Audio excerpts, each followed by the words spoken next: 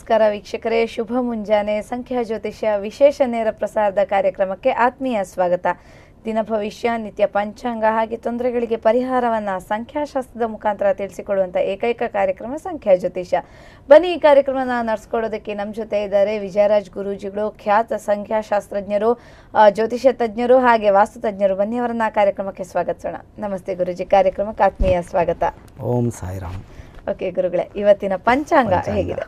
ಸರಿ, ಇವತ್ತು 4/8/2012 ಶನಿವಾರ, ನಂದನ ನಾಮ ಸಂವತ್ಸರದ ದಕ್ಷಿಣಾಯನ, ಕೃಷ್ಣ ಪಕ್ಷದ ತೃತೀಯ, ಶತಭಿಷ ನಕ್ಷತ್ರ, ಶೋಭನ ಯೋಗ, ವಾಣಿಜ್ಯಕರಣ, ರಾಹುಕಾಲ ಬೆಳಿಗ್ಗೆ 9ರಿಂದ 10:30 ಇಂದು ಶನಿ ಮಹಾರಾಜನ ತುಲಾರಾಶಿಯನ್ನು ಪ್ರವೇಶ ಮಾಡುತ್ತಾನೆ. ಇಂದು ಶನಿ ಮಹಾರಾಜ ತುಲಾರಾಶಿಗೆ ಪ್ರವೇಶ ಆಗಿದೆ. ಬಹುತೇಕ ಕೊಡ್ತಿದ್ದಂತಹ ಗಡುಗಳು ಆಗಸ್ಟ್ 4ರವರೆಗೆ, ಆಮೇಲೆ ಚೆನ್ನಾಗಾಗುತ್ತೆ ಅನ್ನೋ ದಿನ ಇವತ್ತೇ ಬಂದ್ಬಿಟ್ಟು.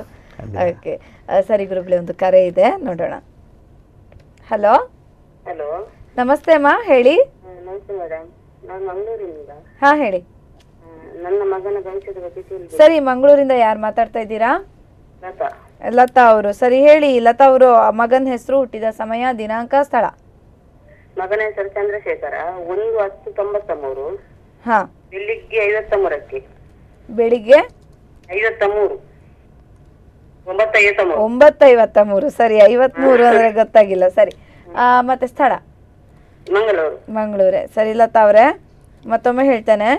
ಚಂದ್ರಶೇಖರ್ ಅವರು ಹುಟ್ಟಿದಂತಹ ದಿನಾಂಕ 1/10/1993 ಬೆಳಗ್ಗೆ 9:53 ಸರಿಯಾ? ಹುಟ್ಟಿದಂತಹ ಸ್ಥಳ ಮಂಗಳೂರಲ್ಲಿ, ಸರಿಯಾ?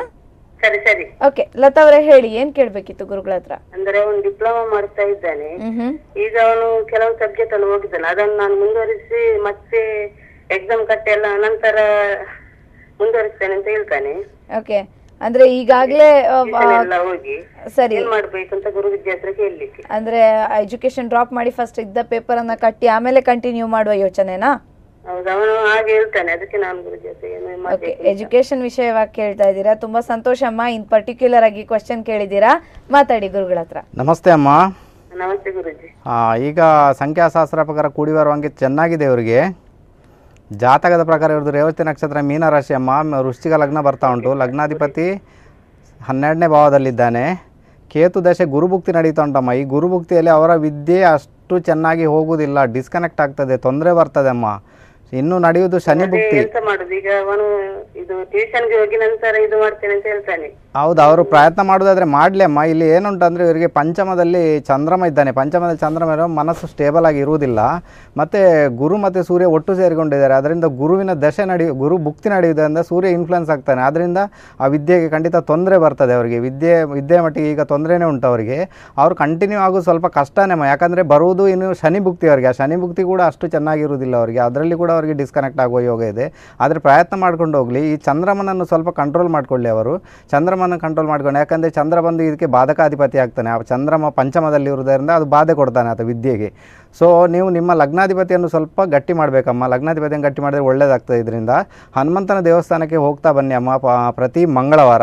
ಅದು ಅಲ್ಲದೆ ನೀವು ನರಸಿಂಹ ದೇವರ ಒಂದು ಸ್ತೋತ್ರ ಪುಸ್ತಕ ಅಂತ ಬರ್ತದೆ, ಅದನ್ನು ಓದ್ತಾ ಬಂದರೆ ಖಂಡಿತ ಇವರಿಗೆ ಬಲ ಬರ್ತದೆ. ಆ ಬಲದಿಂದ ಇವರು ಮುಂದೆ ಸಾಗ್ಬೋದಮ್ಮ. ಒಳ್ಳೆಯದಾಗಲಿ, ಹೋಗಿ ಬನ್ನಿ. ಓಕೆ, ಕರೆ ಮಾಡಿದ್ದಕ್ಕಾಗಿ ಧನ್ಯವಾದಗಳು ಲತಾ ಅವರೇ. ಮಂಗಳೂರಿಂದ ಕರೆ ಮಾಡಿದ್ರು ಗುರುಗಳೇ. ಸರಿ, ನಾವು ಈ ಒಂದು ದಿನ ಭವಿಷ್ಯದ ಕಡೆ ಗಮನ ಹರಿಸೋಣ. ಮೇಷರಾಶಿ, ಮೇಷ ಲಗ್ನದವರಿಗೆ ಲಾಭಭಾವದಲ್ಲಿ ಚಂದ್ರ ಇದ್ದಾನೆ. ಈ ದಿನ ನಿಮಗೆ ಗುಪ್ತಧನ ಪ್ರಾಪ್ತಿ ಯೋಗ, ಕಾರ್ಯಕ್ಷೇತ್ರದಲ್ಲಿ ಹಿನ್ನಡೆಯ ಸಂಭವ ಇರುತ್ತದೆ. ವೈವಾಹಿಕ ಜೀವನದಲ್ಲಿ ವಾಗ್ಯುದ್ಧ ಆಗುವ ಒಂದು ಪ್ರಮೇಯ ಬಂದರೆ ಅದನ್ನು ತಪ್ಪಿಸಿಕೊಳ್ಳುವ ಪ್ರಯತ್ನ ಮಾಡಿ. ಚರ್ಮರೋಗದ ಬಾಧೆ ಇದ್ದರೆ ಸರಿಯಾದ ಚಿಕಿತ್ಸೆ ಪಡೆದುಕೊಳ್ಳಿ, ಇಲ್ಲ ಅಂದರೆ ಅದು ಉಲ್ಫಣಗೊಳ್ಳುವ ಸಾಧ್ಯತೆ ಇರುತ್ತದೆ ಮೇಷರಾಶಿಯವರಿಗೆ.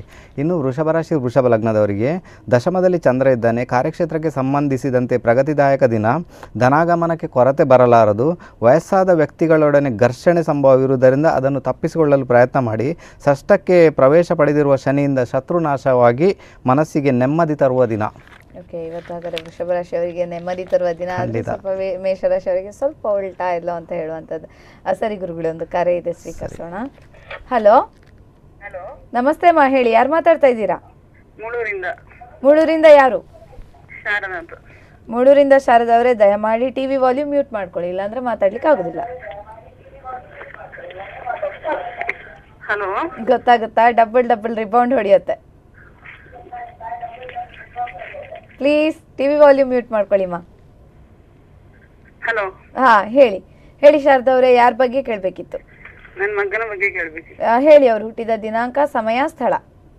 27/5/96. ಸರಿ, ಹೇಳಿ. 27/5/96. ಸರಿ ಶಾರದಾ ಅವರೇ, ಟಿವಿ ನೋಡ್ಕೊಂಡು ಮಾತಾಡಬೇಡಿ, ಆರಾಮ್ಸೆ ಫೋನಲ್ಲಿ ಹೇಗೆ ಮಾತಾಡ್ತೀರಾ ಹಾಗೆ ಮಾತಾಡಿ. ಸರಿಯಾ? ಹಾ ಸರಿ. ಓಕೆ, ಹೇಳಿ. ಹುಟ್ಟಿದಂತಹ ಹೊತ್ತು ಹೇಳಿ. ಸಂಜೆ 5:30. ಸಂಜೆ 5:30ಕ್ಕೆ. ಹುಟ್ಟಿದಂತಹ ಸ್ಥಳ? ಉಡುಪಿ. ಉಡುಪಿ. ಸರಿ, ಅವ್ರ ಹೆಸರು? ಪವನ್ ಕುಮಾರ್. ಪವನ್ ಕುಮಾರ್. ಸರಿ ಶಾರದಾ ಅವರೇ, ಪವನ್ ಕುಮಾರ್ ಅವರು ಹುಟ್ಟಿದಂತಹ ದಿನಾಂಕ 27/5/1995. ಹಾಗೆ ಹುಟ್ಟಿದ 96. ಹೌದು. 27/5/1996. ಹಾಗೆ ಹುಟ್ಟಿದಂತಹ ಹೊತ್ತು 5:30. ಬೆಳಿಗ್ಗೆ ರಾತ್ರಿಯ? ಸಂಜೆ. ಸಂಜೆ. ಸರಿ. ಹಾಗೆ ಹುಟ್ಟಿದಂತಹ ಸ್ಥಳ ಉಡುಪಿ. ಸರಿಯಾ? ಓಕೆ, ಹೇಳಿ ಶಾರದಾ ಅವ್ರ, ಏನ್ ಕೇಳ್ಬೇಕಿತ್ತು? ನನ್ನ ಮಗನ ವಿದ್ಯಾಭ್ಯಾಸದ ಬಗ್ಗೆ ಕೇಳ್ಬೇಕಿತ್ತು. ಓಕೆ, ವಿದ್ಯಾಭ್ಯಾಸದ ಬಗ್ಗೆ ಕೇಳ್ತಾ ಇದ್ದಾರೆ. ಈಗ ಏನ್ ಕಲಿತಾ ಇದ್ದಾರೆ? Second PUC. ಓಕೆ, ಸರಿ. ಯಾವ ಸ್ಟ್ರೀಮ್ ಅಲ್ಲಿ ಇದ್ದಾರೆ? ಹಲೋ. ಹಲೋ. ಹೇಳಿ, ಯಾವ ಕಾಂಬಿನೇಷನ್ ತಗೊಂಡಿದ್ದಾರೆ? ಆರ್ಟ್ಸ್. ಆರ್ಟ್ಸ್ ತಗೊಂಡು. ನೋಡಿಮ್ಮ, ಮತ್ತೆ ನೀವು ಟಿವಿ ಹತ್ರ ಹೋಗ್ತಾ ಇದ್ದೀರಾ. ಟಿವಿ ವಾಲ್ಯೂಮ್ ಮ್ಯೂಟ್ ಮಾಡ್ಕೊಳ್ಳಿಲ್ಲ ಅಂದ್ರೆ ಟಿವಿ ಇದ್ದ ಪ್ಲೇಸ್ ಇಂದ ದೂರ ಬಂದ್ಬೇಡಿ. ಸರಿ. ಸರಿಯಾ? ಓಕೆ, ಮಾತಾಡಿ ಗುರುಗಳ ಹತ್ರ. ನಮಸ್ತೆ ಅಮ್ಮ. ನಮಸ್ತೆ. ನಿಮ್ಮ ಮಗನ ಡೇಟ್ ಆಫ್ ಬರ್ತ್ 27 ಮೇ. ಕೂಡಿ ಬರುವ ಅಂಕಿ ಈ ವರ್ಷ ತುಂಬಾ ಚೆನ್ನಾಗಿದೆ. ಆದರೆ ಇಲ್ಲಿ ಏನಂದರೆ ಇವರ ಜಾತಕದ ಪ್ರಕಾರ ಉತ್ತರ ಫಾಲ್ಗುಣಿ ನಕ್ಷತ್ರ, ಕನ್ಯಾ ರಾಶಿ, ತುಲಾ ಲಗ್ನ. ಲಗ್ನಾಧಿಪತಿ ಇಲ್ಲಿ ಭಾಗ್ಯದಲ್ಲಿ ಸ್ಥಿತನಾಗಿದ್ದಾನೆ. ಒಳ್ಳೆ ಒಂದು ಪ್ಲೇಸ್ಮೆಂಟ್ ಇದೆ ಆತನದು, ತೊಂದರೆ ಇಲ್ಲ. ಆದರೆ ಇಲ್ಲಿ ಪಂಚಮಾಧಿಪತಿ ಶನಿ ಬಂದು ಕೇತು ನಟಿಗೆ ಸೇರಿಕೊಂಡು ಷಷ್ಠ ಸ್ಥಾನದಲ್ಲಿದ್ದಾನೆ. ವಿದ್ಯೆಗೆ ಸ್ವಲ್ಪ ಹಿನ್ನಡೆ ಉಂಟಾಗುವ ಸಂಭವ ಇರ್ತದಮ್ಮ. ಆದ್ದರಿಂದ ಅವರಿಗೆ ಸ್ವಲ್ಪ ಹುರಿದುಂಬಿಸಿ, ಅಂದರೆ ಬೆನ್ನು ತಟ್ಟಿ ಅವರನ್ನು ವಿದ್ಯೆಯಲ್ಲಿ ಕಂಟಿನ್ಯೂ ಆಗುವಂತೆ ಮಾಡಿ. ಈಗ ಕುಜ ದಶೆ ಮತ್ತು ಗುರುಭುಕ್ತಿ ನಡೀತಾ ಉಂಟು. ಈ ಕುಜ ದಶೆಯಲ್ಲಿ ಸ್ವಲ್ಪ ಪ್ರಾಬ್ಲಮೆಟಿಕ್ ಜಾಸ್ತಿ ಆಗುವಂಥ ತೊಂದರೆ ಇರ್ತದೆ. ನೀವು ಎಕ್ಸೆಪ್ಟ್ ಮಾಡಿದಷ್ಟು ಮಾರ್ಕ್ ಬರದೇ ಹೋಗ್ಬೋದು, ಅದೇ ಇವರ ತೊಂದರೆ ಇರ್ತದೆ. ಇವರ ಶುಕ್ರ ಚೆನ್ನಾಗಿದ್ದಾನೆ. ಆದ್ದರಿಂದ ದೇವಿಯನ್ನು ಹೋಲಿಸಿಕೊಳ್ಳಿ ಅಮ್ಮ. ದೇವಿಯನ್ನು ಹೋಲಿಸಿಕೊಂಡ್ರೆ ಖಂಡಿತ ಇವರಿಗೆ ವಿದ್ಯೆಯಲ್ಲಿ ಮುಂದೆ ಬರ್ತಾರೆ. ಎಲ್ಲ ರೀತಿಯಿಂದಲೂ ಇವರಿಗೆ ಶುಭ ಉಂಟಾಗ್ತದೆ. ಪ್ರತಿ ಶುಕ್ರವಾರ ದೇವಿಯ ದೇವಸ್ಥಾನಕ್ಕೆ ಹೋಗಿ ಹಣ್ಣುಕಾಯಿ ಮಾಡಿಸ್ಕೊಳ್ತಾ ಬರ್ತಾ ಇರಿ. ಇದರಿಂದ ಒಳ್ಳೇದಾಗ್ತದೆ ಅಮ್ಮ, ವಿದ್ಯೆ ಕಂಪ್ಲೀಟ್ ಆಗ್ತದೆ. ಒಳ್ಳೇದಾಗ್ಲಮ್ಮ, ಹೋಗಿ ಬನ್ನಿ. ಓಕೆ, ಕರೆ ಮಾಡಿದ್ದಕ್ಕಾಗಿ ಧನ್ಯವಾದಗಳು ಶಾರದಾ ಅವರೇ. ಗುರುಗಳೇ, ಮತ್ತೆ ನಾವು ದಿನ ಭವಿಷ್ಯದ ಕಡೆ ಗಮನ ಹರಿಸೋಣ.